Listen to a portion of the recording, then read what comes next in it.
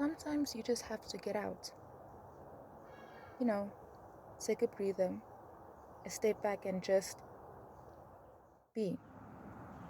When your thoughts become like this unbearable forest and it seems like there's no way out from the looming trees around you.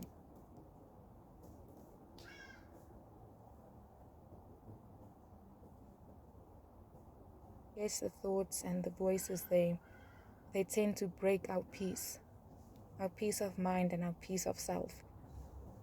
They rob us of our joy, contentment, love, and all of our hope, creating loopholes of loneliness and sadness to reside.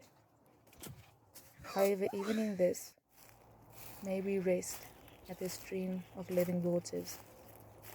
May our walks in our daily forest lead us to the heart of our first love, where true hope resides and love freely abounds.